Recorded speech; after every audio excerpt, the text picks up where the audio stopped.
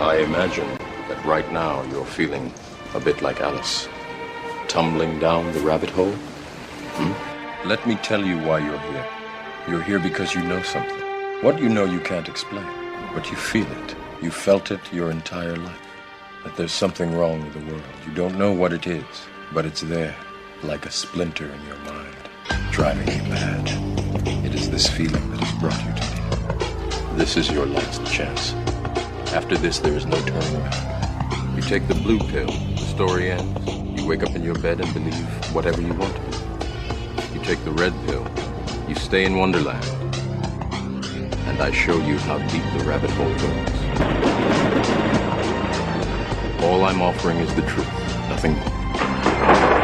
For we are opposed around the world by a monolithic and ruthless conspiracy that relies primarily on covert means for expanding its sphere of influence, on infiltration instead of invasion, on subversion instead of election, on intimidation instead of free choice, on guerrillas by night instead of armies by day.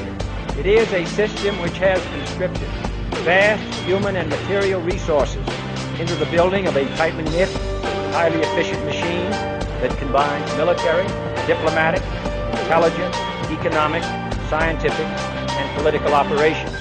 Its preparations are concealed, not published. Its mistakes are buried, not headlined. Its dissenters are silenced, not praised. No expenditure is questioned, no rumor is printed, no secret is revealed. But I am asking your help in the tremendous task of informing and alerting the American people. And now, welcome to another episode of Down the Rabbit Hole. Here's your host from federaljack.com. It's Popeye. Ladies and gentlemen, welcome to another live edition. It is the 5th of March, 2014. Live tonight, hanging out, as you can hear in the background, no doubt, it is my little chainsaw snoring dog monster here. I'm trying to rub her belly and get her to stop snoring so loudly. Never works. Anyway, tonight, my show, as I promised last night, is going to be about health. I'm going to focus for 2 hours about health. Now, ladies and gentlemen, I couldn't do this properly without bringing my guest on tonight. Now, she's been on my show before. Her resume is about 1.5 miles long, and I'm going to make her spend about 2 minutes just reintroducing herself for the newer listeners, just in case some of the people that might have just tuned in recent weeks have never heard some of my older broadcasts, might not have heard her on before. I want you to get a chance to meet my guest tonight, because she is just a one-of-a-kind lady. She is awesome. She is super knowledgeable, and I don't want to waste any more time without having her live. So let's bring her live. Joni Abbott, welcome back, my dear. Thank you. I'm so glad to be on here with you again, and what an introduction. Thank you so much. Well, I'm blushing. You totally deserve it. You are definitely a one-of-a-kind lady, and you are an awesome human being. So before I even get into the topic of health or anything else that we're going to talk about tonight, like Landon's story, Sierra. Yeah. I want you to take a few minutes and just, for the newer listeners, because I have a whole slew of newer listeners, introduce yourself to my newer listeners, and I want you to plug all your stuff, because after tonight, they're going to want to listen to you. So go ahead. Well, thank you. Okay, so hello, newer listeners, and hello to the old ones as well. I'm Joni Abbott. I'm from naturalnewsradio.com. I have a show called Homegrown Health that airs every Monday and Wednesday at 5 p.m. Eastern. And you just go to naturalnewsradio.com and click on the left-hand player, and it'll come on. Basically, the premise of my show is that I raise children outside of the modern medical model. Not that I don't believe in doctors or emergency medicine, but it's that I have learned to do many things on my own at home, including home birthing, homeschooling, breastfeeding, baby wearing, and health. And so learning to use food as medicine, as the father of medicine, Hippocrates himself said, let your food be your medicine and your medicine be your food. I started to make a really pretty great connection with the foods we were eating and noticed a difference in our health as a result. So the more we ate healthier, the healthier we became, and the stronger our immune systems were. We didn't get sick as often. My children didn't suffer from many of the normal childhood ailments that you see kids having today, from eczema, psoriasis, allergies, asthma.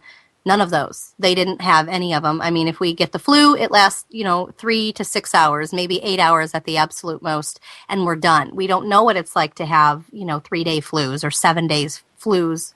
Not that we don't get sick, but when we do, our body's able to better recover from it. So I really advocate for home birthing and birthing choice, informed consent with every medical decision. And I also advocate for parental rights and our ability to choose what we feel is the best interest of our, for our children, what we feel is the best medical treatment for our kids. Well, and there you have it. I have so many things. I also host the Robert Scott Bell Show, and he's out and about perusing the world, traveling and talking about how the power to heal is yours.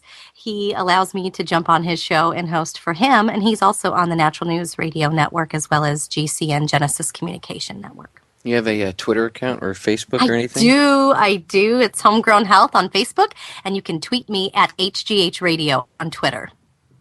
You see, as I said, her resume is a mile long. Gosh. Well, it's just more about doing and living and sharing my experiences with other people. And I'm still a student. I still learn from everybody. It's great. I say that to the listeners, as well. I am not a master who has shut off his learning capabilities by any means. I'm not above anybody. I'm right in the trenches, right alongside everybody, to the left, to the right, and we're all in this together. And, the experiences that I share on air are things that I've either gone through myself or am currently going through. And, I just share the wisdom that a lot of the stuff that I impart on air is things that I've gone through in my personal life off air. And I try to, if it's helped me or been an experience where I learned from, I try to share that. And I find that that's how most people, that's one of the reasons why most people like this, whatever you call alternative media or whatnot, because we're real. They can relate to us as opposed to some Ken or Barbie doll newshead who's talking total propaganda. Right, or who's just reading from a teleprompter. Anybody can read from a teleprompter, but can somebody eloquently explain their opinion and why? We find that, I think, it's becoming more difficult in our society to get people to be able to explain what they believe and why, because most people don't know anymore. They just go with the flow. They just follow the rest of the sheeple or the cattle in line. You're right. Well, most people don't have their own little markers or, their lane, their path marked out. They don't know. The lines have been so blurred by the powers that shouldn't be that people don't know themselves anymore. They really don't. Or they're afraid to talk about it because if they go down the rabbit hole of personal experience or they go down the rabbit hole of unmedicated mental health and mental well-being or emotional well-being, then they really don't know what to do with it. We've become a community and a society of people who no longer think for themselves, but we so easily believe what we're told. And, that can go from how you were raised to the fluoride in the water or to the push for psychotropic drugs to be taken at every little ailment or mental, instability. But as we were talking before the show started, the things that we go through in life they help us really learn what we're made of. They help us when we go through these difficult times completely sober and wide awake, then we know what we're made of. We know that we're stronger. We become stronger as a result of it. And we miss that. Yeah, those sacred rites of passage in life. When we miss those things, we become a completely different thing. And it's important to have that introspection. You're correct. Because if you don't look back on things, like how are you supposed to learn? Right. If you don't make an error, like Kennedy even said, errors are only mistakes. An error only becomes a mistake if you refuse to correct it. So if you're willing to go back and look at the error you made and say, oh, okay, I get what I did wrong. Little mental note, don't do that again. You know what I mean? Right. It's like common sense, you'd think, because that's how we learn from the time we're children. But nobody wants to look at their inner self like that. And by the way, that has a lot to do with health, ladies and gentlemen. Mental health One of the reasons why people have such quote-unquote issues is because they're afraid to look at their inner demons and deal with them. That's why they attack other people. Like, let's say I see a trait in Joni that reminds me of a trait that I don't like about myself. Well, I'm going to attack that trait very passionately. And, some might even say, like, if I was yelling at her or attacking her or whatever, an outsider might say, wow, why are you so, passionate about it? Well, that person would be passionate about it because they're projecting their own anger and hatred of that quality about themselves onto that person that reminds them of that quality about themselves, rather than actually deal with that inner demon, and then that whole problem would go away. But we're not taught to deal with that. We're always taught to deal with the symptom, not the problem, Joni. Right. And look how greatly that applies across the board in our society. With medicine and health, we are in modern medicine. That's what we call it. I don't know how I would consider something. I don't consider it modern. I just consider it sometimes crazy. But we put Band-Aids over bullet holes. We try to treat the symptoms instead of going to the root cause of the illness, which is sometimes emotional, which is sometimes unavoided or of things that you've avoided in your past or issues that you haven't dealt with. That will produce physical illness in your body. I know because I've been there. And we treat the symptom with drugs instead of treating the root cause with the very things that our body was designed to ingest to be able to help us. We come with a specific design, and I didn't do it. I'm not that intelligent. I'm not that wise. I'm not that smart. I'm not that creative. I wouldn't know how to begin to build a human being, except for I got to carry 3 of them in my belly. That was fun. Well, I was a bodybuilder then. That was the only time I was a bodybuilder ever. A lot of it, by the way, that's an amazing thing that women can do that. Sure. A lot of people don't look at that, but that's actually an amazing thing that females can grow little humans in their bellies and then pop them out. Can't do it without you, though. Can't do it without you guys. Well, very true, but I wouldn't want to have to. I wouldn't want your position in that whole thing. I'm glad I'm a dude because you can. We discussed this the last time you were on, and I said glad I'm a dude. That's exactly what I said. But the inner demons and working them out, that really that's one of the root causes, at least in my opinion, of why there's so much quote unquote mental health issues. I don't really think it's mental health issues. I think it's just people have been programmed to not deal with things. I mean, people are told not to deal with their emotions now. And this goes back like 10, 20 years at least, where when I was a kid, people were taught, oh, you shouldn't wear your emotions on your sleeve. You should put that away and hold that in. And I was like, yeah, that's not going to work. Right. Well, let's look at the roles. I mean, oh my goodness, we're going to go down the rabbit hole. Creep, creep, creep, creep, 'cause I creep. Yeah, keep it on the... Okay, sorry, I'm going to go TLC 90s there. But when we go down this rabbit hole of mental health and male and female gender roles and what we are taught by society or what society expects us to be and not to be, and you start going back throughout history, you realize that it's a very large problem for a very, very, very long time. Predetermined gender roles are established and not always built in equality or of what's fair and what's right as a human. It's the agricultural age. I learned this from Christopher Ryan, the author of Sex at Dawn. In his book, he was talking about the dawn of agricultural times and how men and women's roles were defined, and we went from hunter-gatherers to men being controlling and domineering, and women were looked at as property, that they owned us. And in some ways we still see that. And then you have feminism, which screws up both men and women because it's it really boogers things up for guys because they don't know, how do we treat a lady? And then being labeled a lady. Some women don't like that. Some men don't like being called gentlemen. So, I mean, we have all these things that are kind of predetermined for us as we're younger and as we grow up, and how we're supposed to act and how we feel are often two different things. So how do we stay true to ourselves and still explore those emotional places in order for healing to take place?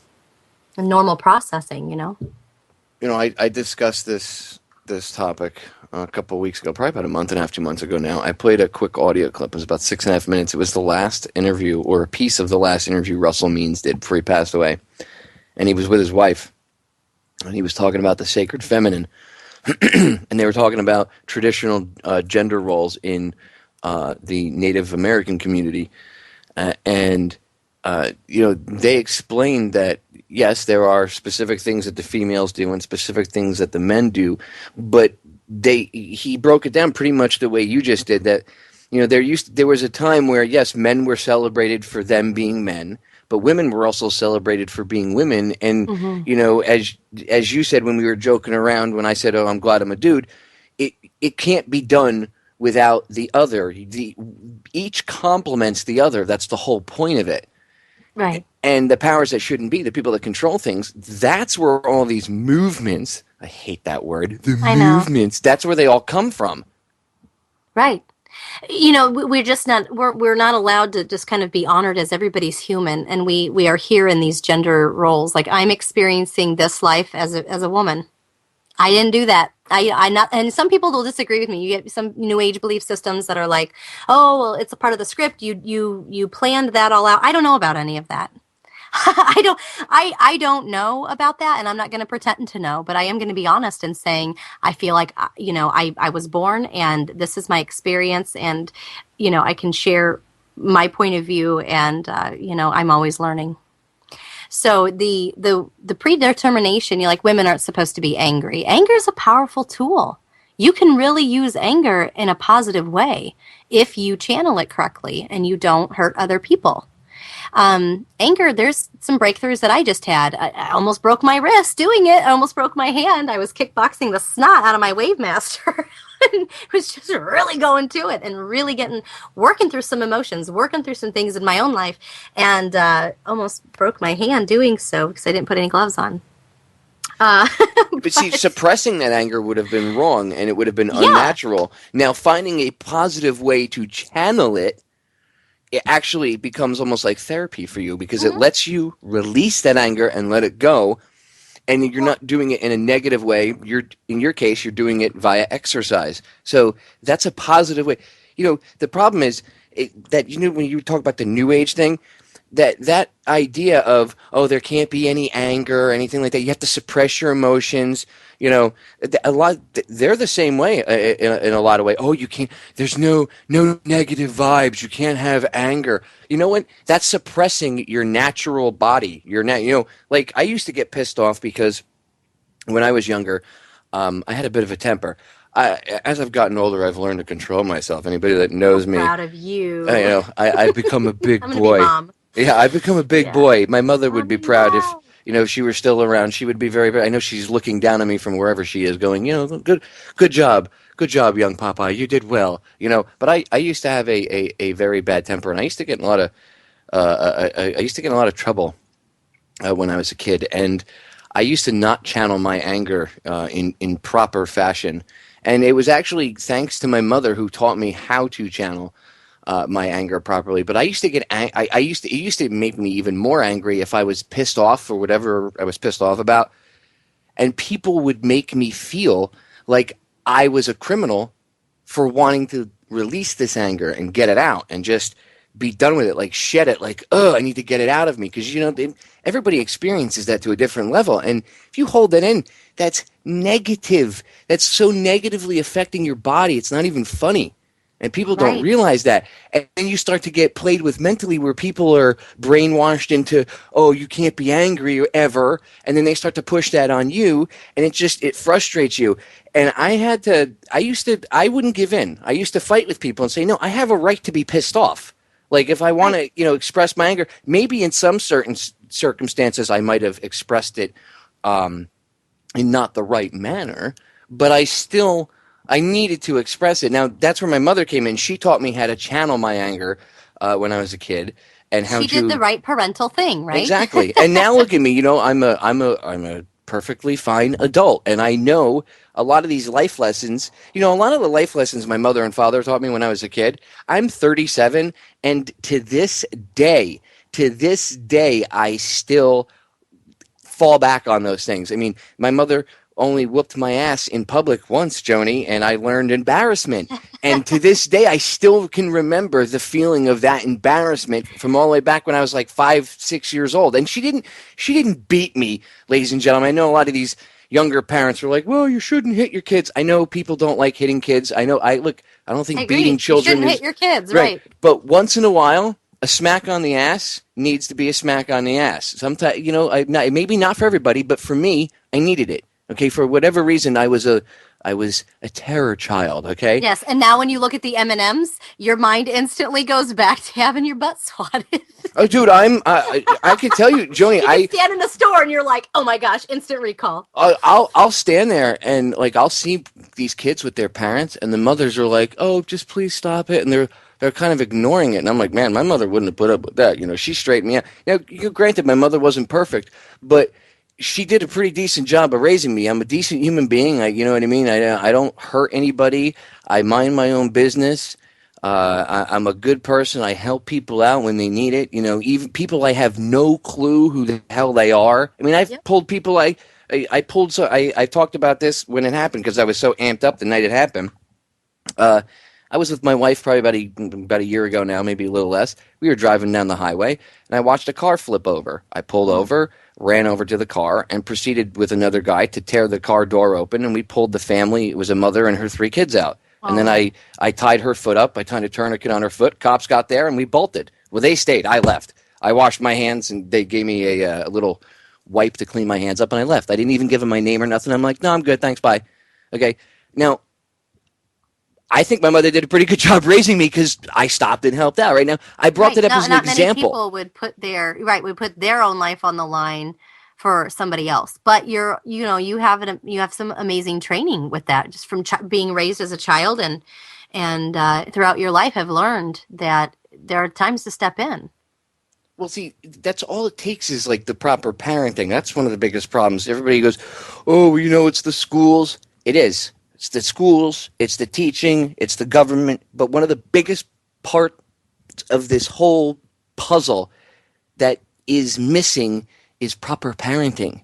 None of this could be going on if the parents were on their game. Because my mother, let me tell you something, she fought the school system. And at the same time, she took my side with them. But at the same time, if I was wrong, she let me know it. And she let the whole world know it. My mother taught me humility. She didn't want me to have a huge ego. Again, she wasn't the world's perfect person. I don't think anybody is. There's no such thing. No, I mean, the day I think I'm the perfect parent, for heaven's sakes, I could never, it's even hard for me to say that in the same sentence because I know that every parent, we all feel like screw ups most of the time. We're always, we should constantly be looking at how can I be better? What can I do more for my child? How can I, fashion our one-on-one time to be, even more tailored to what they want or they need. It's always looking out for the best interest of your child. And you give up yourself a lot to do that. There's a lot of self-sacrifice with that, but I wouldn't have it any other way. There's no other way to be a parent than to be it and always do what's right and what's best for your children. Right. Love them ferociously. Okay, sorry, go ahead. You're right. You're 100% right. I mean, that's part of the problem with why things are bad the way they are. I mean, not just aside from people not looking into themselves and dealing with that, but the improper parenting, I guess you could call it.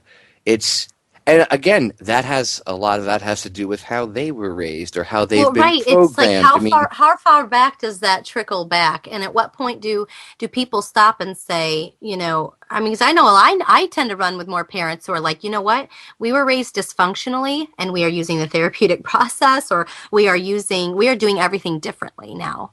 We are going to stop a cycle that has taken place in our lives, a cycle of abuse, a cycle of trauma, a cycle of, wrong responses to traumatic or dramatic situations.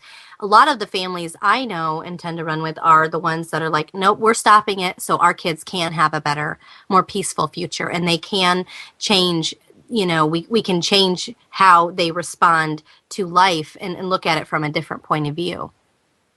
Because they got tired of the dogma.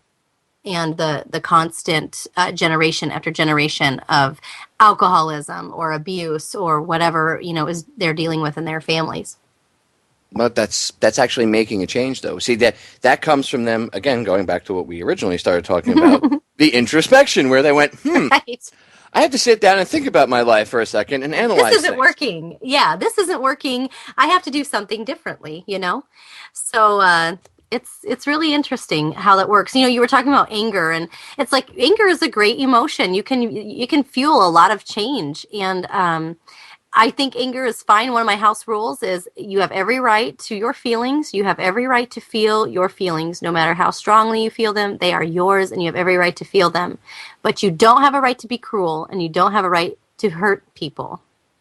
And that's just something that is well understood in my household. But that's actually teaching personal responsibility. It's saying, look, Yeah. you're valid in feeling how you feel, because that's a big part of, like I said, I used to get mad because people would make me feel like I was wrong for how I felt, right? Oh yeah, it's like social shaming for reacting normally to a situation. And that makes the anger worse, because now you're just fueling the fire, which, you know what I mean? So you want a little gasoline with that? Right, like you're being smart. You're saying, look, your feelings are totally valid, but it's not okay if you take that emotion that you're feeling and project it on somebody else in the form of hatred or cruelty or being mean or hitting them or whatever. That's not right. Now, see, that will be a life lesson that 30 or 40 years from now, those kids will remember when they're dealing with their significant other or another human being, out in the real world. I mean, that's real parenting, and that's a real important lesson. Joni, I'm going to cut us off because the break is sneaking up. Ladies and gentlemen, do not go anywhere. Stay tuned. We'll be back in 3 short, quick minutes. I promise. That's right. Those pills that they give you do nothing at all. That's why you should eat healthy and take some of the advice that you're going to hear tonight. And again, you can look into this. Don't just take what we have to say as gospel, but look into it more for yourself. I mean, just take 10, 15 minutes and just have a little bit of introspection into your life, and maybe you'll see that I'm right and that Joni's correct, and that this will actually benefit you health-wise, especially in a positive way. Not only mental health, but I mean, honestly, people letting go of a lot of stuff. I was telling Joni off air before we came on. Joni's a friend of mine, so I can tell her things that I would probably normally not say on air. But for the benefit of the listeners out there, I'll share this with you. In my own life, I'm learning to forgive myself for personal mistakes that I've made in my life when I was younger. We all have anger at ourselves. We all harbor a lot of guilt about something here or there that we might have done, or maybe that we feel bad that we did, incorrectly. I mean, we are all our own worst enemy. Nobody can criticize you worse than you can.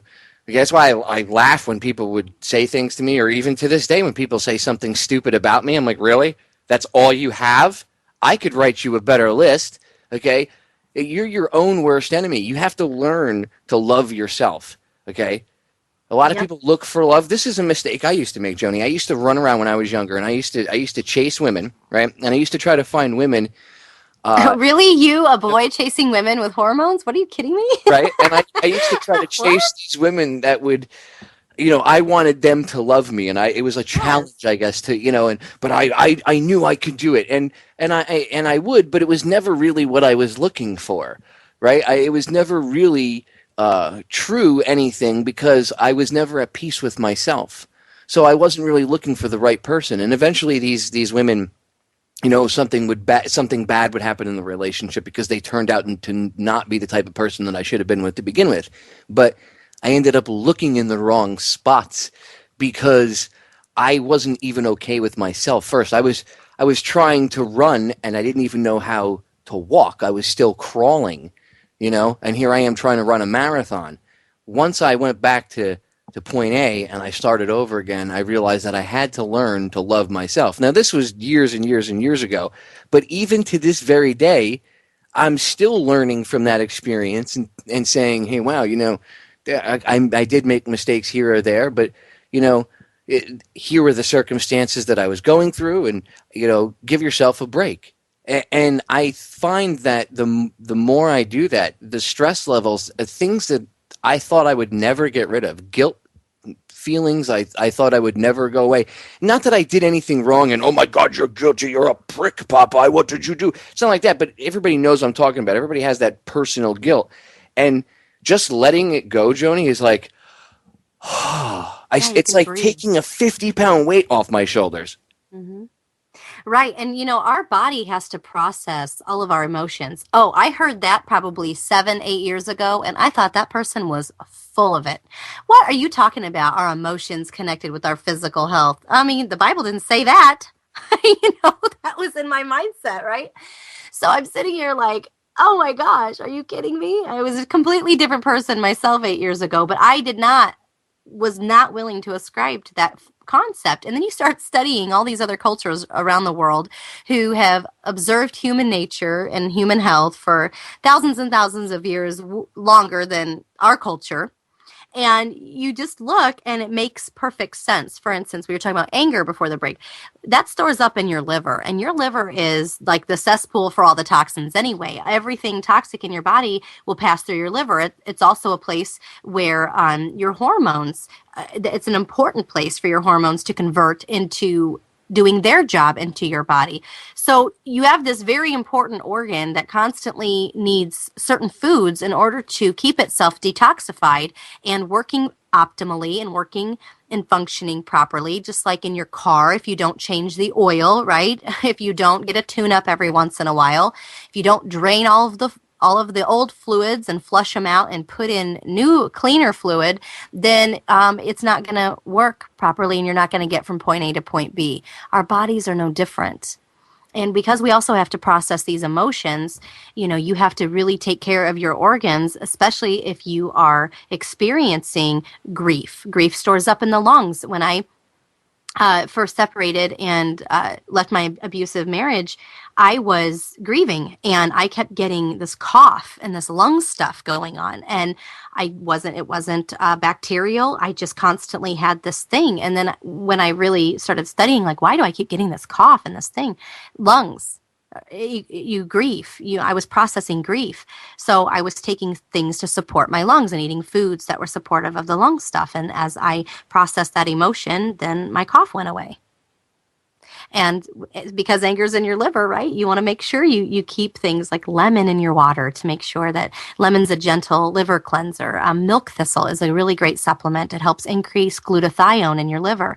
Glutathione helps your body detox the heavy metals that we encounter from whether it's chemtrails or dental amalgam fillings or heavy metals in our foods or even that are found in vaccines. I mean, there's a lot of ways to get heavy metals into your body, but it does help to increase the production of glutathione that will help escort those things right out of your body. Cinnamon's another great like blood sugar stabilizer. There's a really great product out there called Synergy at thepeopleschemist.com. I love Shane Ellison. He's an organic chemist, used to work for pharmaceutical companies, but he's got this mega great product called Synergy, and you take it and it's got milk thistle and cinnamon, and it just really helps to keep your body in an optimal working state. And it's just little tidbits like that you learn along the way that will help you keep your health, working properly. It's good for your mental health. It's good for your emotional health. It's good for your physical health. Between the mental, actually, looking into things, and then again taking the proper, I don't want to say ingredients, vitamins, minerals. Just putting the right nutrients in your body. Nutrients. Yeah, the nutrients your body was designed to have. There you go. Well, see, we've come so far off track from where we're supposed to be, operating with our bodies food-wise. I mean, with other things too, but just food-wise alone. I mean, we don't even really eat real food when you eat anything processed anymore. We're eating food-like products with so many chemicals and petrochemicals and pesticides and genetically modified that we're eating things that taste like food, that trick our brains into believing that it's food, but it's not food. So then you have to ask yourself, well, what is it? And then you have to ask yourself, let's go down the rabbit hole a little bit further. I love the name of your show, by the way. I can word play with that all day long.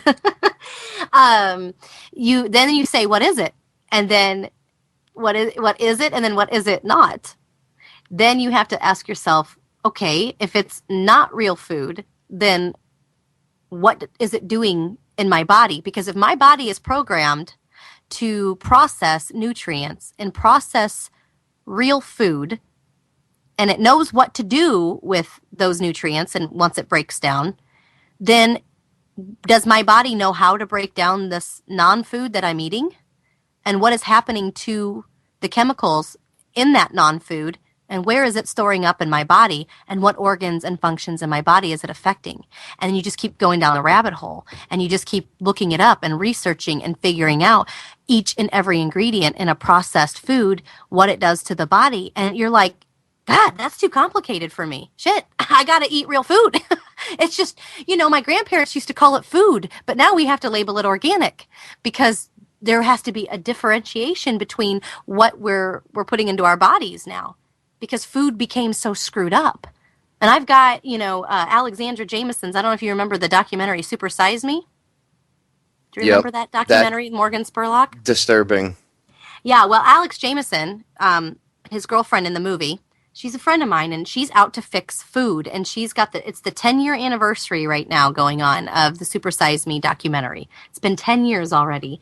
And she's holding this huge food summit starting next week. You can sign up for free, and I'll give you the link to post Popeye on wherever you can post it in the chat room and on your website and stuff, so people can sign up and learn about fixing food. But she's definitely on a mission to do that because this is the problem what we're experiencing. We don't know really what happens to our bodies or to the ingredients or chemicals that are found in food. We're not sure what happens to us, but we know we're becoming sicker as a nation. We know that we are no longer able to live as healthy and high quality of a life. So many people are on pharmaceuticals. So many people, we're dealing with obesity. We're dealing with, autoimmune diseases in children. At 8 years old, there's no 8-year-old child that should have rheumatoid arthritis. Look at the cancers that we're experiencing. Look at the rates of autism and ADHD and spectrum disorders. I mean, it's just across the board. It's the first generation of children now that are not expected to outlive their parents. That's unacceptable to me. I didn't have children, so they, so that their peers could be more sick than I'll ever be. I have to be quite honest with you. This is one of the things. I mean, but my wife and I have several reasons for not having kids, because people always ask me why I don't have kids. But this is one of the reasons I don't have kids. Right, and people have said, well, you future generations. Okay, like I decided with my wife, and there were a couple health reasons too, but we decided that it wouldn't be worth it, really any of the risks right now. Not until we can, maybe in the future, if we could change things around. But, or move or leave the country, right? And yeah, but where are you going to go, though? That's the other thing. A lot of people always say that. They say, we can leave the country, but where are you going to go? Because, if the United States falls to this dark New World Order agenda that they have planned, then there's nothing to stop it from going wherever. I mean, I'm not saying that we're the superheroes, but we're kind of like this dam. And once it breaks, then it's on for the rest of the world. So you could be hiding in Costa Rica or some island somewhere. It does not matter. It'll come to your front door. And when it does, what are you going to do? Because you're not going to have what at least the opportunity that you had here to make a stand. You're going to have less of a chance. So I think running isn't the answer. I mean, and besides, they spray everywhere. So it doesn't matter really, like Mike Murphy from What and Why in the World Are They Spraying? He'll go out to Hawaii to an organic farm that, he knows people that live out there and his friends have out there, and he'll go out to this organic farm where they don't use any pesticides, everything's organically grown, and yet there's, still heavy metals in the dirt and in the soil. Well, how the hell did that get there? Well, it must be those chemtrails that they don't spray in the sky Well, that I never used to believe in. Oh my gosh. I was like, no, that's just exhaust. And then I started thinking back, and you know what really made it real to me was my childhood memories. Because I didn't have any memories of those white streaky things in the sky when I was a kid. My kids used to think those were clouds. And I'm like, clouds are not shaped like that. Just basics here. I'm not a scientist, but just, thinking about it. And I thought, I don't ever recall seeing those. When I was a kid, I was probably in like the late 90s is when I, Yeah, a little youngin'. I started noticing it. I was, listen to me, kid. I was in my early 20s. That's when I noticed that something was up. I was like, what's up with that? Same thing. The thought just hit my head one day, and I think it was while I was either driving and staring up at the sky, or not staring up, but like I could see it in the horizon, or I was, maybe out having a cigarette somewhere and I was staring up at the sky. But something clicked in my brain where it just didn't make sense that crap hung out in the sky for as long as it does. And now the one guy, the geoengineer, I can't remember his name, or the guy who wrote the book that advocates for geoengineering, he was on the fake news show on Comedy Central, not the Daily Show, the other one, Stephen Colbert. Yeah. And Colbert actually, Colbert, whatever, however the hell he pronounces his name. No, you were right, you were correct. Yeah, I actually pronounce it wrong like 60% of the time. So yeah, I started to pronounce it wrong. Yeah. I had to be corrected by a friend. Yeah. Yeah, he actually took him to task somewhat, and I don't know if it was scripted or not, but he did somewhat take him to task. He's like over the proposals of what they want to do and what they are doing, and he even admitted that they're spraying all this crap in the sky. That's not healthy for us. And then people always say to me when they don't want to believe it, well, Popeye, if they were doing that, it would affect them too. And to them, I always answer with this. Well, back in the 40s, when the United States lit off the first atomic weapon here, mind you, the Nazis let off one before we did, but that's a whole different story. When the scientists that were involved in the test here in New Mexico lit it off, more than 50% of them were convinced they were going to destroy the world in one form or another because of the bomb. Okay? Some of them thought it was going to start a chain reaction and ignite all the atmosphere. Others thought it was going to crack the Earth in half. The point is, more than half of them believe they're actually going to end all life on the planet, and they still push that red button. Okay? The wrong kids got the wrong toy. The wrong kids got the big boy toys.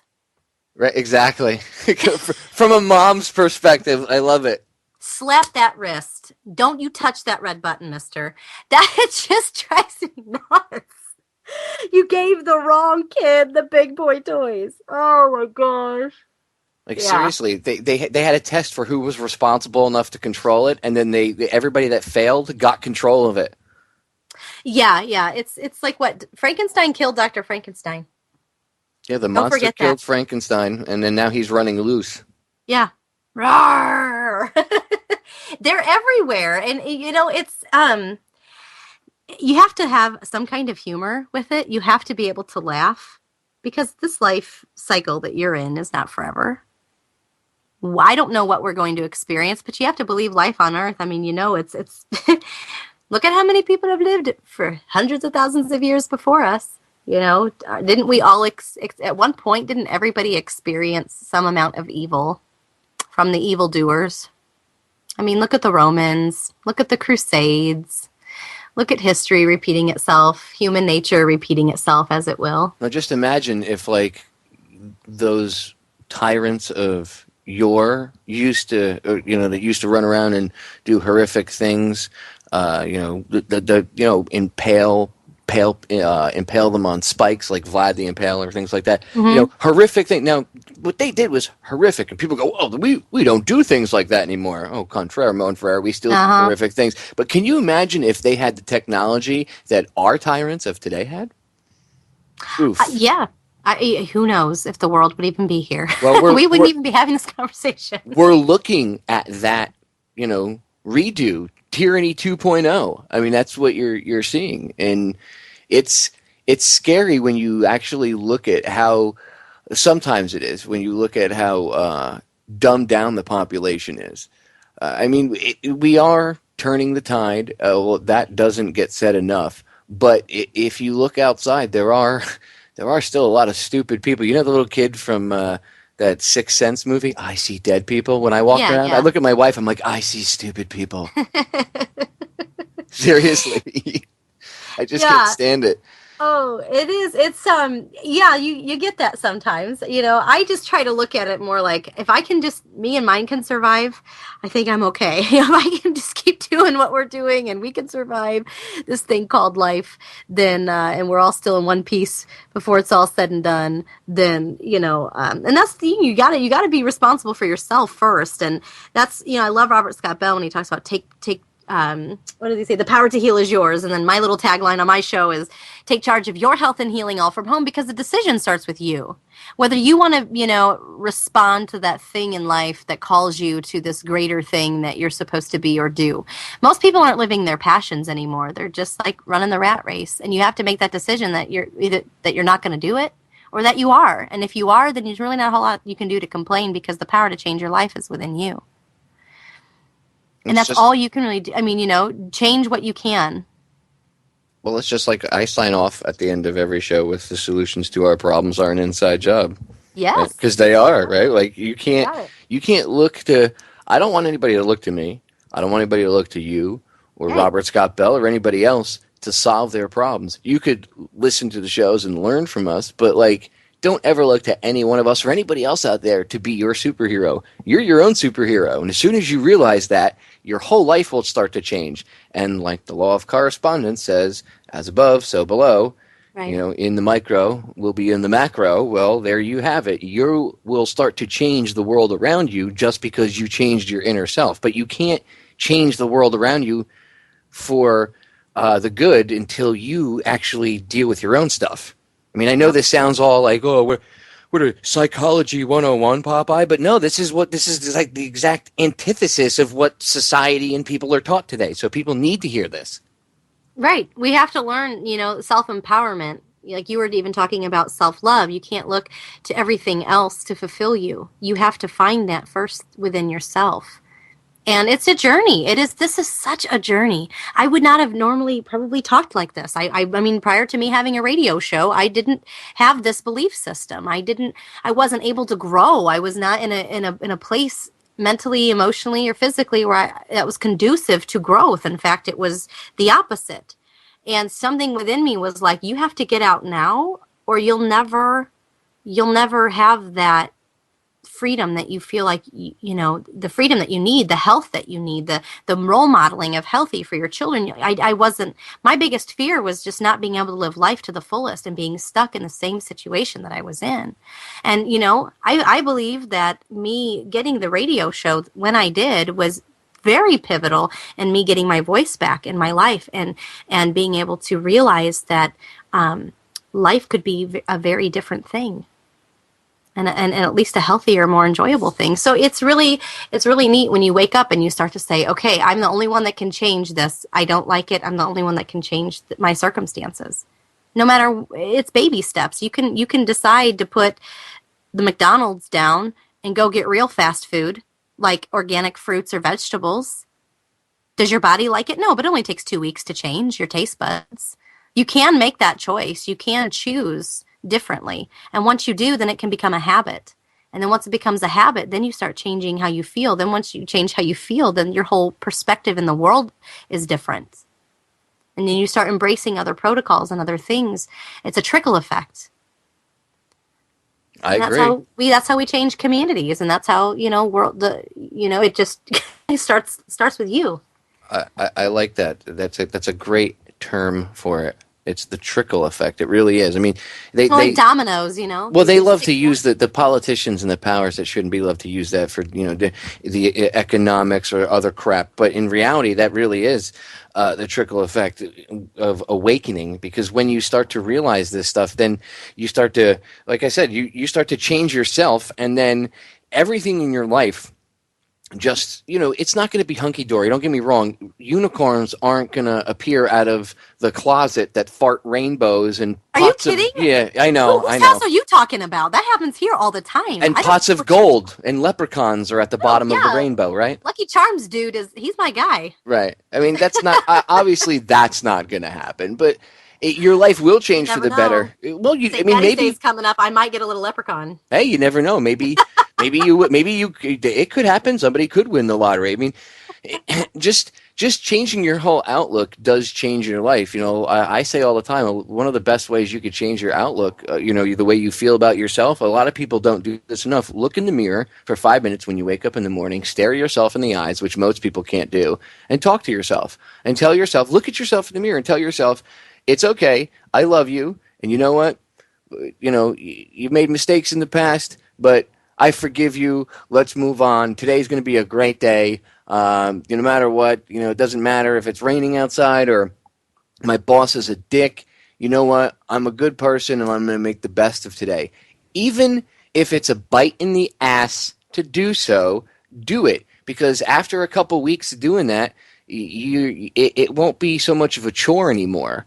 And then you might not even need to say it out loud. I still say it once in a while to myself. If I'm beating up on myself, I'll look at myself in the mirror and I'll still remind myself, cut yourself some slack.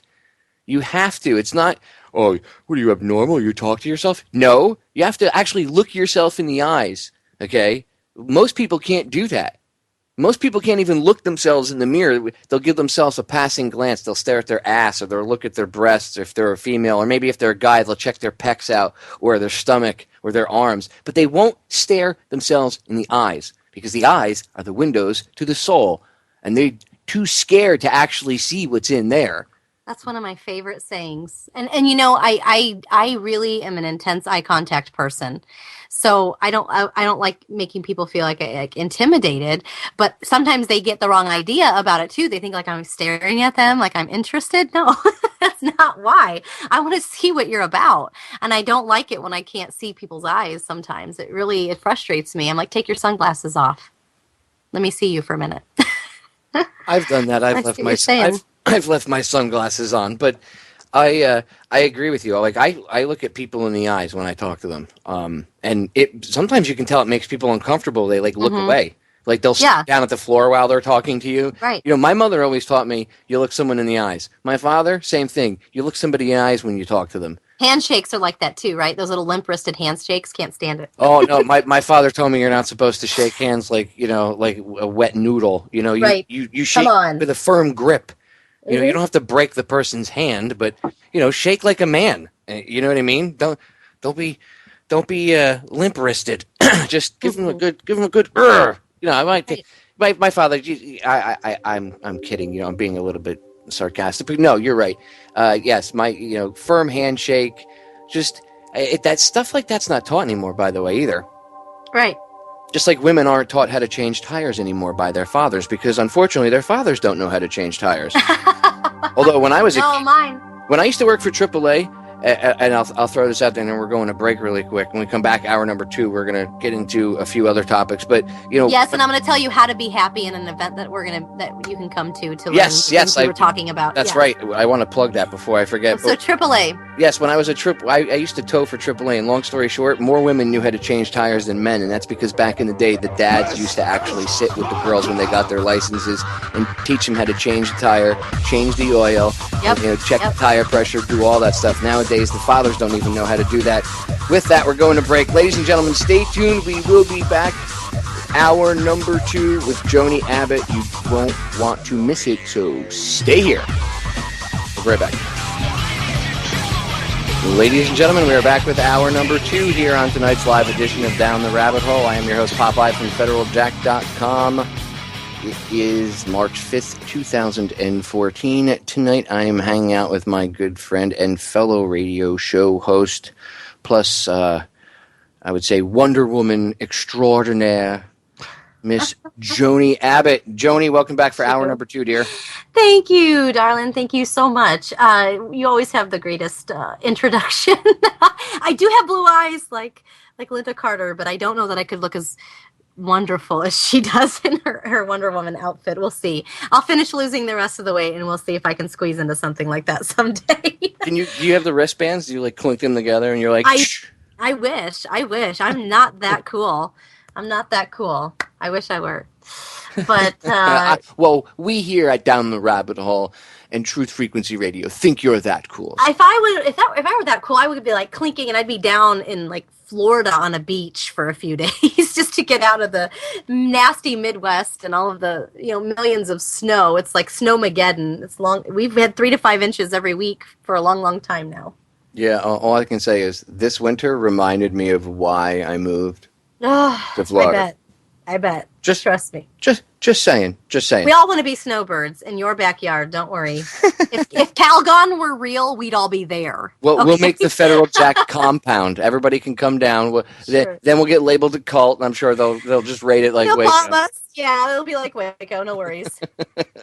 I say that sarcastically, but that's probably what would happen if there was ever like a quote unquote truther compound. Anyway. I want to plug this before we forget, because I know there's a ton of other things I want to get into, including Cannabis and Sierra Riddle and her son Landon. Hungry for Health Organic Gala. What is that? What's going on there, and how can people attend it, or if not physically, is there going to be a live stream? And go. Okay, so the Organic Gala, the Hungry for Health Organic Gala, is going to take place April 3rd through the 5th in Branson, Missouri. It's actually going to be at Lodge of the Ozarks. It's a really beautiful location, and it's pretty much the health event of the year. So if you want to come learn about cancer cures, people, and talk with people and speakers who have actually cured their cancer using natural health food as medicine, and some nutritional supplements, they will talk and tell you all about their story. It is a black tie dinner, also a silent auction as well. And you can go to livehappybepure.com, livehappybepure.com to get your tickets. It is just fantastic. I know the founder of this event, Organic Guru Lynette Pate, and she's just been nothing shy of phenomenal. In my life, she's just always the essence of absolute purity, integrity, will not settle for anything less than non-toxic anything.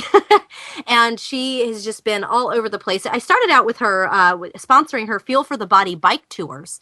And she would travel on bike and have a support vehicle and just have banners all over the place and have sponsors. And she would ride her bike and raise awareness and stop by organic farms and stop by health food stores and try to help people sign the petition for GMO labeling, trying to help people understand why it's important that we label our foods with the GMO label and help people understand what it is. So she did this last year, and there's going to be all kinds of amazing people and speakers there. If you're suffering from cancer or any autoimmune disease or long-term health disease, if you're being told that it's untreatable, it's life-threatening, it's not curable, please give this a try. Please consider coming and talking to some of the health experts that are going to be there. Keynote speaker is Dr. Patrick Vickers. He's the founder of the Gerson Treatment Clinic in Baja, Mexico. Another featured speaker is going to be Bob Wright. He's the author of Killing Cancer, Not People, and also the founder of the newest wellness center in Washington State.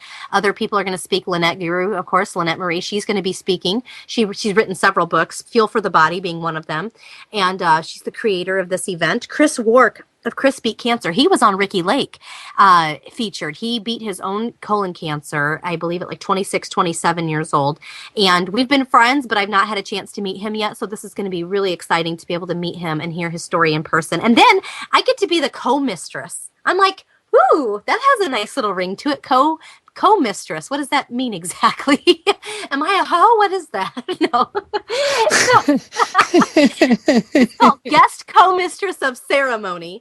And other words, I'm emceeing the event. And so I get to, introduce a lot of these people and talk with everyone and just be the person that I am and with a microphone. It comes very naturally to me. And then I'm going to be joined by Matt Lord, who is the creator. He's an opera singer. He's the creator of something called the Three Redneck Tenors. And I hear they're fantastic performers. He's also a stand-up comedian. So I've got to be on my feet there that night, because I'm sure he's going to make things really funny and interesting. So we are going to be he's the guest co-master and I'm the co-mistress. And that's my regal title for those few days. And how many days is it? 2-3 days in total? Yeah, April 3rd through the 5th. So it's about, 2-3 days. Like 2.5 days or 2 nights, 3 days. Yeah, there's going to be a 3-course fine dining organic meal. It's all farm to fork, right? So everything is organic. Her son Cody Pate, he has studied, in France, and he's got it all down. So he's going to be using all local and organic farmers food. Again, it's a black tie event, so I'm like really busting up the kickboxing to make sure I squeeze into my evening gown. And there's going to be a gift bag at every table. There's going to be raffle tickets. Again, it's only $80 per person. So if you go to livehappybepure.com, RSVP your plate, tell us what you want and just come and enjoy. We're going to have a lot of performers there, lots of vendors. So you can, look at all the latest products in natural health. And then all of the speakers are just, it's phenomenal. I've never spent this little amount of money, like $80 for a ticket to go to a weekend where there's so much information. It's usually more expensive than that. So we are really happy to, have any vendors, come on board here last minute before the event and in less than a month. So go to livehappybepure.com and, get your spot reserved. And I promise you will not be disappointed. These are some of my most favorite people ever. Ian Jacklin is going to be there as well. He's from icurecancer.com. Ian is just an absolute buddy. I got to meet him at a Health Freedom Expo in Long Beach last year, and he really busts his butt to bring you the latest information on the latest cancer cures. And the I in icurecancer.com, he wants people to realize I is the you. You're empowered. It's you have to be empowered. You can cure cancer. You can cure your own body, and you can actually prevent it. Really, prevention is what we have to start thinking about. Most of the way that we treat health today is reactionary. We wait till shit hits the fan before we actually do something about it. Well, why wait? Why not just prevent it in the first place? Do your best to prevent it. Not everything in life is as easy and preventable. Unforeseen accidents, not preventable. Well, some of the best things in life are actually you have to fight for them, right? I mean, right. People become lazy, Joni. People don't want to. People just want that 15-second, give me a pill and make it all better, Right. I know it, and that is where the lack of empowerment comes from. Because if you don't take charge and and be empowered within yourself, then somebody's going to take that for you. Somebody's going to do it for you if you don't do it for yourself. So, and that's why I preach, exactly the same type of thing you preach: personal responsibility, because that puts an end to that. I mean, everybody goes, well, what's the solution to stopping this? Personal responsibility. I mean, if everybody took personal responsibility, they wouldn't be able to control you. They wouldn't. Right. Their control they'd become irrelevant in the blink of an eye. Poof, gone. We're gonna come get you. With who? Everybody thinks you're a bunch of douchebags. It's like you 3 of you versus bazillions of us. F off. That's how quickly things would change. But it's all a mindset. But that's why they have to constantly bombard everybody with "you're powerless, you're powerless, you need us, you need us." They convince everybody that you need these people in suits and costumes and everything else, and you don't. Right. And it's ridiculous, and that's a big part of the war on drugs too. That's one of the illusions of the war on drugs is they don't want you to realize that and they being the powers that shouldn't be, and whoever you could put big pharma and all these other different companies in there, but like with cannabis alone, they don't want you to see how cannabis itself could benefit you in a ton of ways. So they bombard you with quite the opposite. I mean, even in today's day and age where you have Sanjay Gupta going on CNN, and I disagree with that guy on like 3/4 of what he talks about. I know, a lot of things, right. Yes. And he's like, really, cannabis is great. Yep, he stepped up to the batting cage on this one. I'm very happy that he has done that, and I'm very happy that he has used his level of celebrity or his popularity and platform to speak out about this. And it's funny you should bring up cannabis and CNN and Sanjay Gupta, and that just perfectly segues into what I'm going to be speaking about at this event. Actually, Ian Jacklin from icurecancer.com, that's his first documentary. I met him, and I'm going to be in his second documentary that he's making right now, I Cure Cancer 2. And he is the first guy that introduced me to the idea that cannabis could cure cancer. And I'm like, oh my God, if that were true, every pot smoker I know would be not having cancer. And then I started thinking about, wait a minute, I don't know a pot smoker that has cancer. And then I'm like, I've never been comfortable with drugs, anything that had anything to do with drugs. I'm not comfortable. I've never been a user. I've never been someone, like, it's not for me. I didn't like feeling like I would lose any amount of sobriety or control. I didn't like that feeling.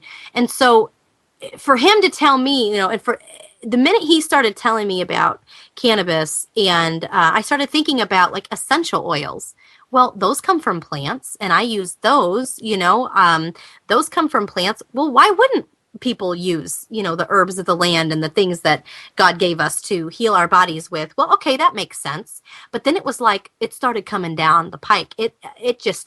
I started getting all kinds of research coming my way and people sending me information. And I thought, okay, I'm going to have to take a look at this. I have to take a second look at this thing called cannabis, because whether it makes me uncomfortable or not, it's a natural substance, it's a plant, and it only makes sense that it might have some benefit medicinally. And that's what everybody has been touting for thousands and thousands of years. And so then you have to study then the war on drugs, and you go down the rabbit hole, right? Oh, time to do some research. And Ian just kept telling me, Joni, I'm meeting these people and they're healing their bodies of cancer. And I'm like, so I had to have him explain to me. Well, one of the things that I found was that we actually have something called an endocannabinoid system in our body, meaning that our body actually has receptors that are designed to receive the medicine and the medicinal properties that are in that plant. Like, it just floored me to think that we have an entire system in our body designed to respond to this plant. And this plant is illegal in most places. And it's really becoming popular in other states. And I really foresee the future of this country economically being spared by the legalization of hemp industrially and of, cannabis, marijuana. That's just kind of my guess. But so Ian, introduced me to this concept. Well, then I get a phone call because of my show, Homegrown Health. And I really am very strong and outspoken about parental rights. It's a media platform that I can give parents a voice to. If they're experiencing medical kidnapping with their children, or they're experiencing a type of infringement on their constitutional parental rights, the least thing I feel like I can do, especially if everything's legit after I check them out, is give them a platform to be able to tell their story and see if we can help them somehow. And I got a call about Sierra and Landon Riddle. Landon is a 3-year-old little guy who has been diagnosed with T-cell ALL, which is a leukemia. It's a very common leukemia in children today, unfortunately. And he nearly died twice from chemotherapy. And his mom started doing research, and she's just like, no parent wants to lose their child. No parent wants to, watch their child suffer through really harsh chemical treatments, radiation, surgery, chemotherapy. And this is after I'd already presented on the Jay Matthews story, where his daughter was medically kidnapped and still is right now. And she has lost her arm. The cancer has come back. I mean, it's just been a disgrace and an absolute atrocity to sit back and watch what has happened and what's transpired with no help. There is not a lawyer out there who can help. And this is what, the system is broken. The system is broken when lawyers cannot help families. Then I covered the Sarah Hirschberger case, the Amish little girl, it's featured on ABC. The lawyer Maurice Thompson. I did a 2-hour show on the Robert Scott Bell Show about parental rights and about alternative cancer treatments. CutPoisonBurn.com is a really great movie, a really great documentary. I'm friends with the Navarro family. They're the family featured in that film. And I had Donna Navarro on my show to talk about her experience. Because if we don't start helping parents understand that in this reactionary mindset, you lose rights to your children. When you have to have a pissing contest between the institutions that be, when they say this is the standard of care of treatment for your child, if you disagree with them, you can and most likely will lose your rights to your child. And you do not have the right then to treat them alternatively and humanely with food as medicine, which has been proven over and over again to shrink cancer tumors. When you bring the body in its balance, when you bring body into from an acidic state into a pH balanced state, cancer starts to go away and sickness can't thrive. Why this is not being recognized is an entirely different show. It's an entirely different political finely, tightly woven web. Starts with the Rockefeller family. Absolutely. It goes way back. And the documentary Cut, Poison, Burn does a really great job of showing you the ins and outs of it and where it started and how parents can lose their rights to their child and how chemo can be forced. And all of these parents have gone out of their way to do what's in the best interests of their children. I mean, we're talking $12,000 to $15,000, $20,000 a month therapies. They're cashing in 401ks, traveling all over the United States to get humane treatments for their kids so they don't have to make the decision to lop off arms and organs. So they don't have to make the decision to, let's freeze ovaries because the chemotherapy that we have chosen for your daughter, some of which on the package insert says not intended for use in pediatrics, but that doesn't seem to matter or get brought up in court. You know, parents should be screaming for their rights to be preserved, and we're, more worried about keeping up with the Kardashians. I mean, you were getting a little riled earlier. Now I'm starting to get riled because our children are the most precious thing that we can be entrusted with. Just absolutely the most precious little gifts that we could ever have. And the thought then of something infiltrating their life. A sickness is bad enough, but then something to infiltrate their life that's going to make the quality of their life that of suffering and pain and screaming. It's unbearable. It's unbearable. It's unbearable for them, and it's unbearable for parents. And then to be duped and to believe that this is the only way of treatment for them is nonsense. There have been cancer cures for years and years and years. It's just not acknowledged. So then you have to go down the rabbit hole and start looking at why is there, these American Cancer Societies and the, agenda that they have. Why do we race and run for the cure when you got to run from their cures? If anything, I will not support Susan G. Komen for nothing. I will not buy anything with the pink ribbon because I've had too many friends survive breast cancer on their own using natural treatments. And I've had some that have died too, but you know what? They died on their own terms. They didn't want chemo, and they did the best that they could, and they lived, and their quality of their life was a whole lot longer. And they lived a whole lot longer than they would have had they done the other treatments. My mother had cancer, and she died of lung cancer at 55, and when they gave her chemo, it actually did more harm than good. And I had seen her a year previously because I was deployed. So when you're in the military, you Right. don't see your family as much. But I'd seen her a year before. My mother was like Crystal Gale. She had long black hair that went down to about her ass. And next time I saw her, her hair was about a half an inch short, and it was gray. And they had to shave her head and the reason why it was like that was because she told me, she said, I had to shave my head because all of my hair fell out from the chemo that they gave her. And it didn't do anything because when I saw her with her shaved head, she also had a pump going into her chest and a pump going into her lungs. Yeah. And it was removing all this yellow liquid crap because she had, congestive heart failure, which is the fluid buildup on the chest, which compresses the heart and, stops it from beating. She almost died before I had gotten home to see her. And then they were pumping her out, and then they were pumping her lungs out, and it was all this nasty fluid. And the doctor's like, "Well, that's pretty much the cancer that's inside of her. It's that's what we're pumping out of her."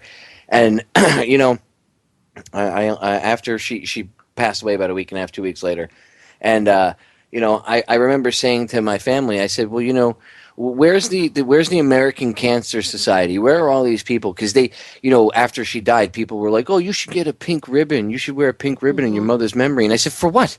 Why should I wear a pink ribbon in her memory?" None of these people came to help her out. She died in a hospital bed alone. Well, not alone. We were all around her, but without their help at the age of 55 years old. She should still be alive to this day. She died way too young. And for what? For what? None of these people ever did anything. And that's when I started actually looking into cancer. That, and her doctor made this weird comment to me, which to this day, every time I tell people this, some people say, "Oh, well, that's kind of creepy considering some of the stuff like with the SV40 virus," and other people think it's just bunk. But he made a comment that her cancer was a rare airborne thing, or some rare airborne pathogen or something is what caused it. And because we always assumed it came from smoking.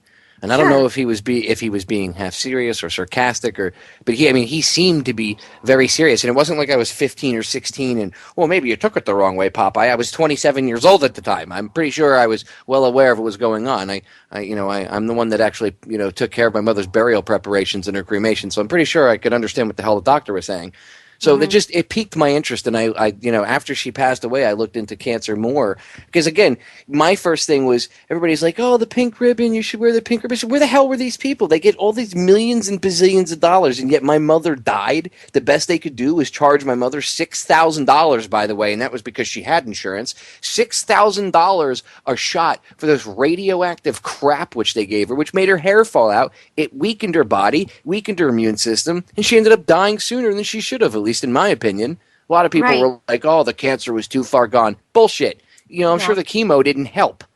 Well, anytime you put toxic, poisonous chemicals into your body and you destroy your immune system, this is the one thing that I think I just don't understand. I think all of medicine, I think we need to wipe the slate clean in a lot of ways. And I'm not talking about emergency medicine and awesome technologies that we have with that. That is not what I'm talking about. I'm talking about cancer care, general approach to the human body. When we look at basic anatomy and physiology, which it's by my nightstand, I love to learn about it. And you look at the basic function of the human body and your immune system, for instance. The immune system was given to us. It was designed, built, made. We have it for a reason, and that is to defend illness, to keep illness away, to keep our health up, to be strong, to be healthy, to, protect us. And when you take the one thing that's given us to protect us from illness away, don't you think that's kind of like breeding grounds for more illness? How can you it's like taking all of the army away and then getting attacked, or having the enemy prevalent and having the enemy of your body. We have this like kill 'em all mentality. And again, that's that reactionary thing. Okay, you have cancer in your body. We're going to nuke it. Well, guess what? Nukes aren't the answer. They've never been the answer. And nuking your body isn't the answer. How about finding out what's causing the cancer, or going to the root cause of the cancer and doing and increasing your body's ability to get rid of it? How about checking the pH? These things are just normal things in the natural health industry. They're no-brainers. When you start, we have to almost, in order to treat ourselves with modern medicine the way that they want us to, especially with cancer, it's like you have to almost convince yourself that the body doesn't do what it's designed to do, and that you don't have these operating systems in your body the way that they were meant to be operated, and the way they're designed to operate and function. You almost have to like trick yourself that isn't what their job, that they're not doing the job they're supposed to do, and in order to have this kind of severe, extreme reactionary thing. And that's where and the cannabis oil comes in. So we have this endocannabinoid system in our body that reacts to both CBD and THC. THC is the psychoreactive chemical compound in marijuana, in cannabis. And CBD is cannabidiol, which is, the anti-inflammatory.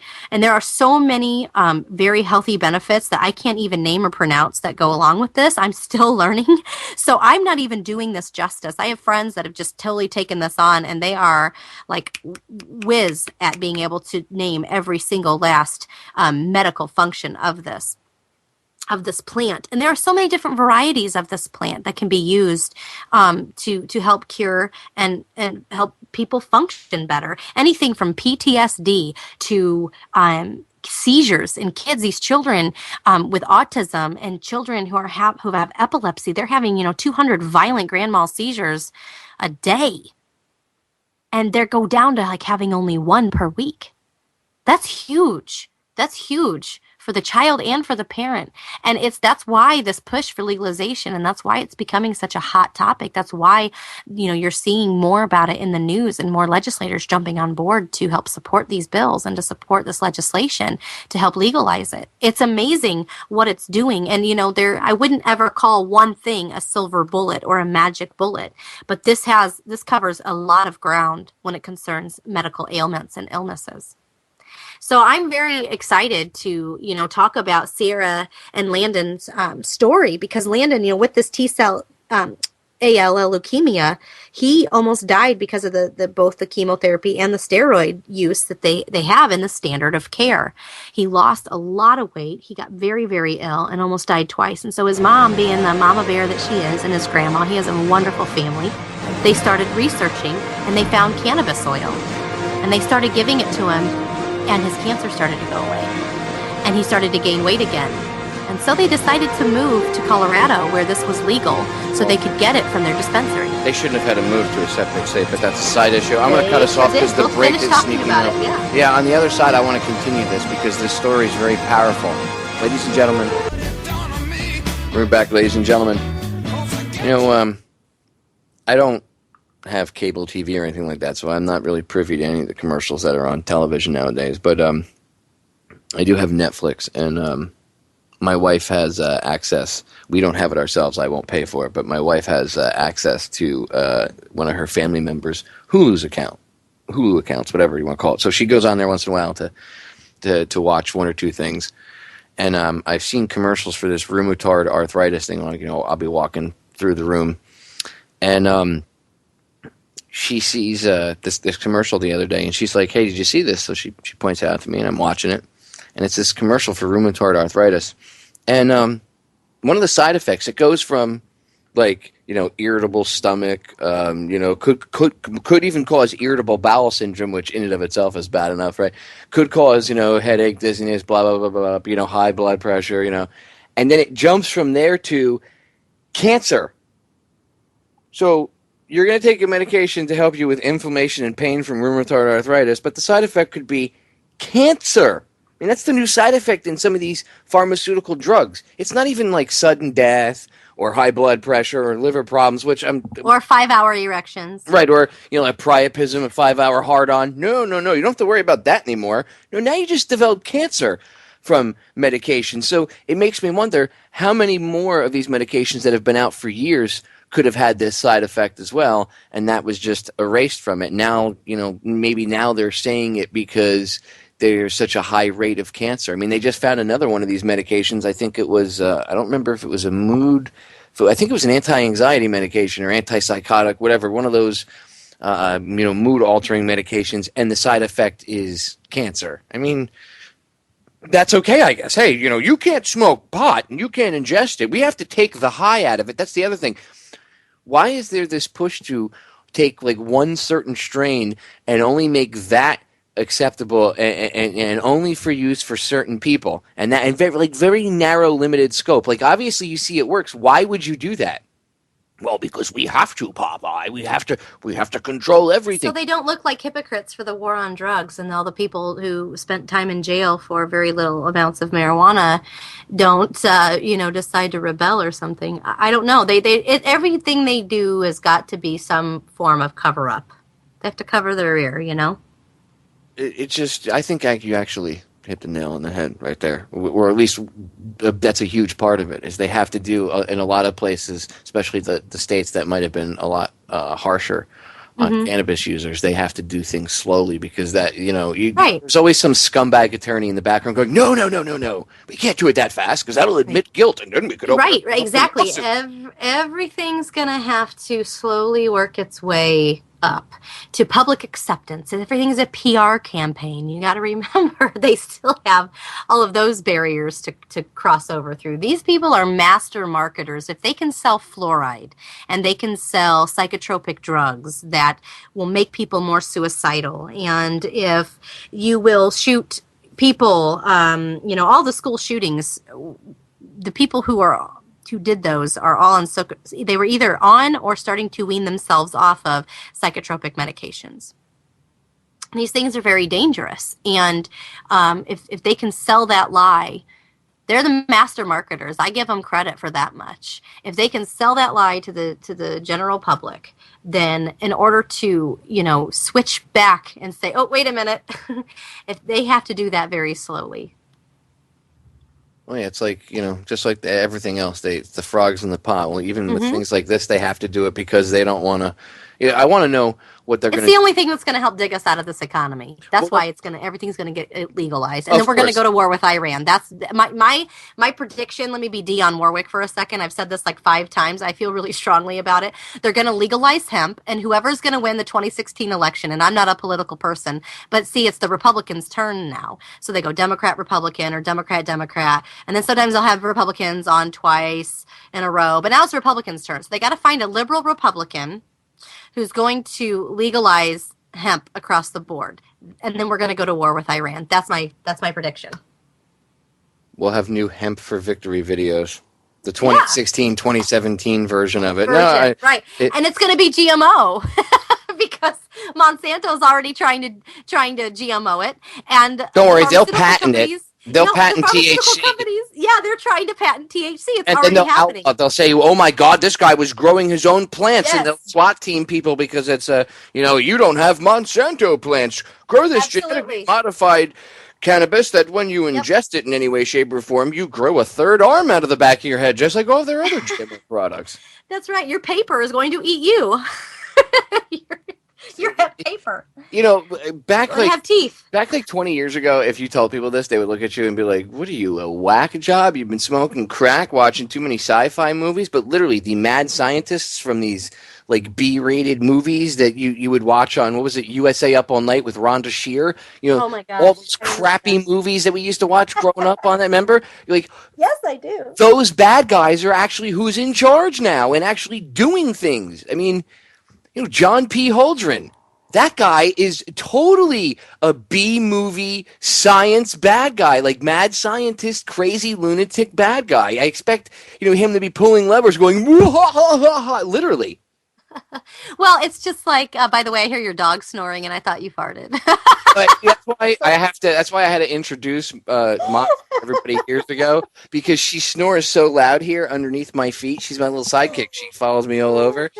If I don't tell people that, I always assume they're going to be like, "Is he like busting ass on air? What is he doing?" So no, every time you hear a little chainsaw in the background, that's Munchkin here. Yes, Monster, we're talking about you. Go back to sleep. USA Up All Night. You remember that? Oh my God. I know. Up all night. Yeah.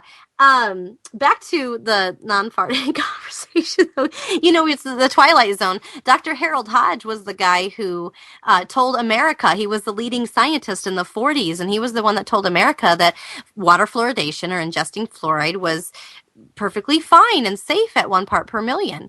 And we're finding more than that in our water supply now, of course, but most people don't know their medical history. And Dr. Harold Hodge also experimented on people by injecting plutonium into them without their consent.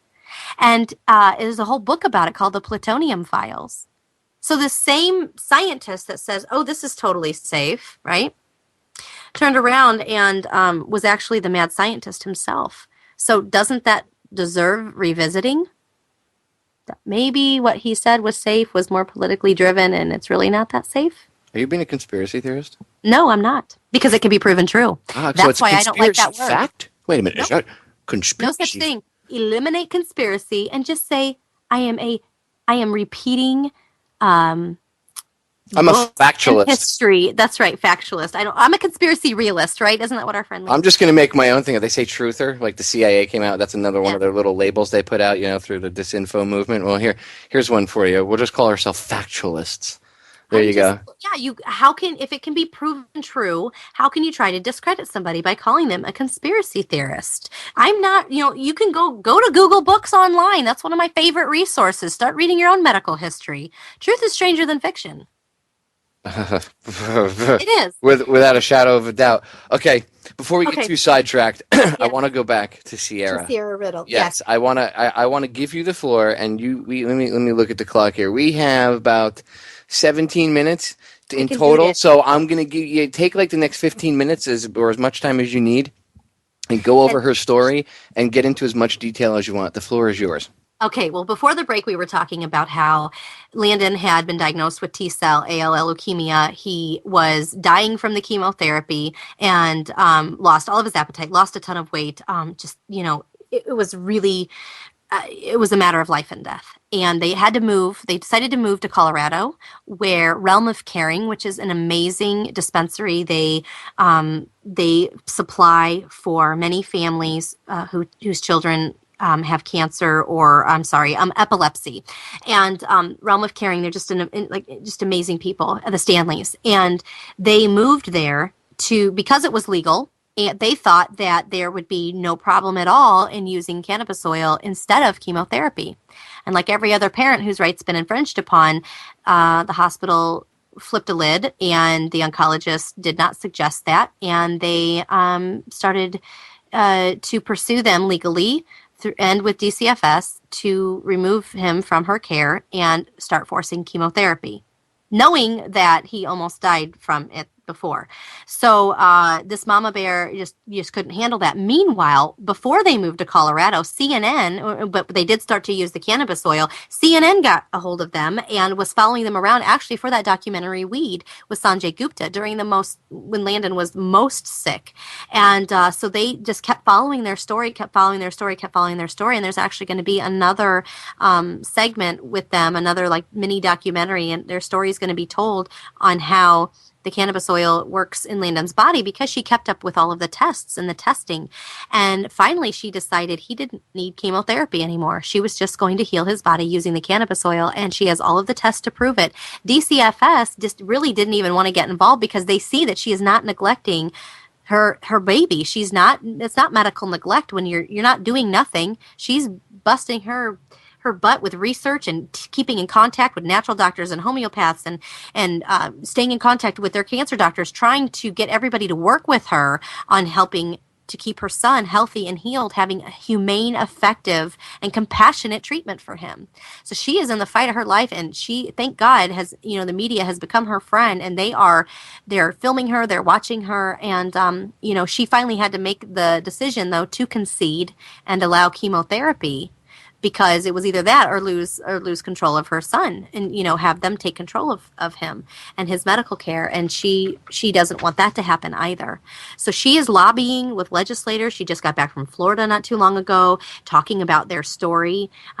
Their thing should air, I believe, this month on CNN. If it hasn't already, I'll have to keep up with them. But I'm going to be telling their story at this organic gala, Hungry for Health Organic Gala, April 3rd through the 5th in Branson, Missouri. Go to Live Happy, Be Pure for that. I'm going to do my best to share their story and bring it justice and just let people know that this is helping children. This is helping families. This is helping children who need it. And it's, something that we all need to stand up for and ask and exercise our voting rights to get. So she's still being forced to give Landon chemotherapy, but she is keeping him alive through also simultaneously using CBD oil, the cannabis oil. And there are a lot of companies out there like Hemp Meds PX who have Sibdex, which is a CBD only. It does not have THC. It does not have the psychoreactive ingredient in it, but that is making it available to people. It's legal in all 50 states, and it's doing wonders for so many health ailments and health problems. So Sierra is just continuing to fight for her son. You can find them on Facebook at Offer Hope for Landon. And you can also friend her on Facebook. Go to YouTube, type in Sierra Riddle. Go to Google and type in Sierra Riddle, Landon Riddle. Her mother is phenomenal as well. They just have such a wonderful support system, and they're getting the help that they need through, cannabis people who lobby and people who are cannabis activists and different companies that make hemp products. They're helping this family because they are on the forefront of a major movement of change that we are seeing in our country take place. And if thank God she had this mama bear, tiger rawr, for her babies, because if she didn't have that for Landon, we don't know, where he'd be right now. There was no way he was going to survive standard of care treatment. And we have to fight for our kids and say, your standard of care is not quality of life. And when it puts their life in more danger, it's like you can't ask me to hold a gun to my child's head. And it's a phenomenal story. And he's doing well. He's gained weight. He's gaining weight. He's continuing to stay alive and do really well, in spite of the fact that they have been forced to give him chemo. It's not what she would rather. And the fight is, they say, well, this kind of chemotherapy or this kind of cancer goes away very commonly with chemotherapy, 90% of the time. But you never know how an individual child's going to react to such harsh treatments. And it's a no-brainer. If your child doesn't have to suffer and lose their hair and doesn't have to be sick and just have such a low quality of life or no blood cell count, in the case of another child that is being forcibly given chemotherapy, he has no white blood cells at all whatsoever. You can't ask that of a parent. It's wrong, and it should be illegal. And no parent should get in trouble for seeking out safe, humane, effective, compassionate treatments for their child. I agree. Parents should not be put in a position where, they have to choose between having their kid ripped literally out of their hands and taken away from them, care. Right. Or accepting that these people are going to put poison in their child's veins. I mean, that's another reason I don't have kids, because I know how I would react. I'd be in jail. Right. Because and that's and a lot of parents are trying to, exercise restraint, but you can only push people so far. To be honest with you, there would be no restraint. And I'm not saying, I would go do something violent to anybody or anybody in particular. If they tried to come take my child out of my hands, when they came to my house to take my child, the kid would not leave. And they would have to put me in jail or in a pine box before my child went over the threshold and out. And I'm just keeping it real. I'm not, No, you're right. I'm telling you, I know how I am. It's another reason why I don't have kids right now, because I wouldn't be around to be doing this for, to help people. Because you try to take my offspring, it's on like Donkey Kong. And that's what it is. I give credit to all you parents out there that have kids. You people have a lot more, self-control in a situation, I guess, with than I would, because I wouldn't trust myself if I had a kid and they came to take my kid. Like when you see, these Department of Children and Families or whatever, CPS, come and take kids, it wouldn't end well. Right. You'd have to bring an army with you to take the kid. Because I fight everybody. I don't care. I would take everybody down. I would go. You'd have to tase me in the face 18 times or shoot me. Well, and what we again fail to realize is we're designed to react that way, right? We're designed to be disgusted and angry and upset and hurt and protective of our children. You can't ask us to flip that switch off and inject a chemical into them that's going to make them suffer. All under the guise and blanket statement that it's what's best for them. I get to decide that. I should be able to decide that, because I tell you what, when that child dies, who has to live with it? Not you, not the doctors. If that child dies, I have to live with that for the rest of my life. And that is punishment enough for parents. So I just it's approached so inhumanely. It is approached just like, they're acceptable losses, and that is unacceptable to me. The family in Chicago that I'm still following, they did not keep custody of their daughter. The state did get custody. The hospital medically kidnapped his daughter, and they kept feeding her cake and sugar and rewarding her. I mean, he flew her to a clinic in Arizona, and they were giving her greens, and the tumors were shrinking, and the cancer was going away, and she was learning a whole new lifestyle of eating after being raised on a standard American diet. And he was trying alternative therapies. I said he cashed in his 401k, thousands and thousands and thousands of dollars in a month. I mean, nobody can prove that he was neglectful in any way, shape, or form. But he got into the system because his daughter had pain, and he did the right thing by taking her to the hospital to try to figure out what this pain was, because she had just had a surgery. And it was, albeit experimental, but there were really great outcomes for kids with this kind of cancer. And he took her in, and they stuck an armed guard outside of her door, and he has not had custody of his daughter since. And now, not only is the cancer back, after all this rounds of chemo, she's lost her hair. But it's back. It's back with a vengeance. It's coming back in her lungs. They've scraped 50-some tumors off of her lungs on 8 different surgeries already. Her arm has been amputated. He had to fight to keep her arm, and they ended up amputating it anyway. So her quality of life is very poor right now. And they don't know if she's going to make it, if she's going to live another day. DCFS doesn't even want to be a part of the case anymore. They're trying to pull out, and these doctors are making an example of this family. And what has happened to them is it's atrocious. It's absurd. And I can't get anybody to help. Nobody. I've called every lawyer. I've called politicians. And this is, it's unfortunate because I'm just one person. I'm just a radio show host. How about this? How about, do you have any of the contact info? Because we have like 7 minutes left. Do you have any of the contact info that maybe the listeners Well, I mean, all I can do is basically have you email me, and I could put you in contact with these families, homegrownhealthradio@gmail.com. Homegrownhealthradio, all one word, @gmail.com. This is what we're going to do. After the show, I'm going to get with you, and I'm going to schedule to interview as many of these people as I have to, even if I have to give You're going to have to block out a week of shows. That's fine. I don't care. I'll do a whole week of show. You know me. I roll like that. I don't care. 2 hours to each family. I don't care. I'll let them have 2 hours each. You'll need at least that much time to cover each of their stories. Okay, well, rock on. Let's do it. I'll pledge to it right now on air. Let's do it. I'll give them as much time as they need. I don't care. Their stories need to be told, and I think that was the thing that hit me the hardest is, I get hit with these stories all the time. This is the 5th family story in a year that these families are reaching out, and they just want help, and they just want justice, and they need their parental rights to be protected so they can do what is absolutely best for their children. Modern medicine looks at like these kids don't stand a fighting chance. So what? Let's reward them with sugar. Let's reward them with candy. Let's reward them with Doritos and all these chemical-filled fake-like foods.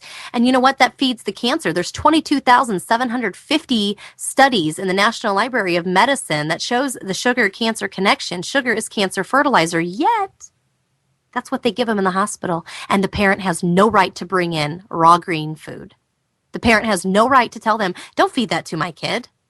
They just look at they actually were hiding food for this little girl. And then it became a struggle. So he'd come in to visit, and then the little girl would be scared because she's sneaking Doritos. The nurse is sneaking Doritos and pop to her. So don't let the dad see. And they're trying to paint him in court as this, controlling, abusive type dad. And he is the most docile, loving, laid back man I've ever known. So laid back. And he's just trying to work with the court system. And, they just don't work with him. And it just becomes a point of the Pelletier family. Gosh, there's another one in the Boston Children's Hospital. That's been all over Facebook and all over the news, where their daughter has been medically kidnapped for over 15 months. It's story after story after story. And once you start giving these parents a voice, you'd be amazed at what will come out. But their stories need to be told, and their stories need to be heard, because no child is an acceptable loss to me. And that's why I give them airtime, and that's why I try to help, because I would want I know if I was in that situation, I would want and pray and hope to God that somebody else would help me too. If I felt helpless and hopeless in a situation with my children, and my rights were being violated, I know I would want somebody to help me. And I think it's just kind of like that, feeling for humanity that we have to have. You're handing me the baton when we get off air tonight, because, you're doing the right thing. I need to do the right thing. Other hosts out there need to do the right thing. Have them on. Give them a full 2 hours if you have to for each family. I'm going to. I think everybody should. This information needs to get out there. It doesn't matter if 15 different places are interviewing these people over the course of a month. Give them the airtime, the attention they deserve. Again, if it was your kid and you were in that situation, how would you feel? Right. And you know what the sad thing about it is, most parents can't even imagine being in the situation until they're in it. Well, they don't want to. It's always somebody else's problem, right? They don't, because they don't want to. It's not in my backyard. Right. And I tell you, thank God for human rights award winners. I tell you, Marianne Godboldo, if you don't know that story, go to cchr.org, cchr.org. It's Citizens Commission on Human Rights. They really focus on the psychotropic aspect of natural health and parental rights infringements. But her lawyer, her name is Allison Folmar, she I love this attorney. She won their Human Rights Award this year because she fought and fought and fought for Marianne Godboldo's right to protect her child. Marianne was the mom in Michigan who took the cops on and shot at them because they came to take her child wrongfully. And Marianne won last year's CCHR Human Rights Award. So there are some attorneys out there. Maurice Thompson from the 1851 Center for Constitutional Law. He's in Ohio. He was the Amish family, the Hirschberger family. He's their attorney. He's phenomenal. I love that guy. So Jonathan Emord is another really great attorney. He's a constitutional lawyer. He's, beat the FDA 9 times. But these attorneys are so few and far between.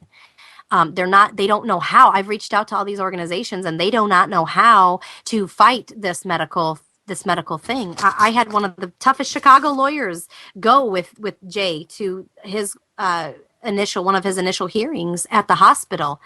And this guy is a tough lawyer. He does police brutality cases. He's well known in Chicago for this. And he called me and said, I've been doing this for over 20 years, 25 years. He said, that was the most intimidating situation I'd ever been in. Because the hospitals have so many lawyers and so many social workers and so many people in the room to intimidate and to make parents feel in over their heads. It's amazing how much money they waste actually doing this rather than actually, studying how to actually cure people. I think it's criminal that these hospitals and these doctors try to make examples of them because the doctor has his own personal feeling. I mean, this is literally a doctor abusing his authority. I don't know how some judge can't see that. Anybody with some common sense can see that. And I don't want to hear, you people are just making it, from an emotional standpoint. No, I'm not making a decision from an emotional standpoint. You're out of your mind. These doctors are totally abusing their authority, and they should be held criminally liable for the things that they do when they hurt these children. And even adults, too, as well. It's just criminal. Joni, we are out of time, dear. Always. It just goes by like bam, in the blink of an eye. Thank you so much for coming on tonight. Thank you for having me, and thank you for letting me share their stories. You're an awesome human being, and I'm going to have to get you back on sooner rather than later. Ladies and gentlemen, as I always tell you, the solutions to our problems are most definitely an inside job. I hope tonight's broadcast brought you some enlightenment. Go check Joni out. She is just an awesome, awesome human being, as you all can tell tonight if you've just introduced to her for the first time. And again, don't look to other people to be your heroes. Be your own hero.